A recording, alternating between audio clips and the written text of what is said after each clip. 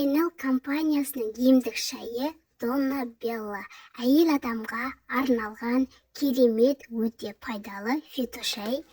Бұл әйел адамда етек кірдің дұрыс келмеуін реттейді, климакстың ауыр өтуі кезінде жеңіл өтуіне көмегін береді және климакстың өте ерте басталуының алдын алады.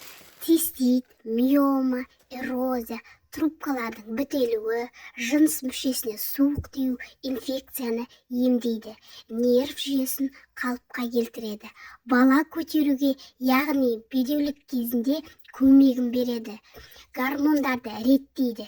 Емдік шайдың құрамында радиола 4-липесная фитогормоны бар, және де шайдың құрамында зеленый чай, спрош өсімдігі, сабеник, фенхел өсімдіктері бар.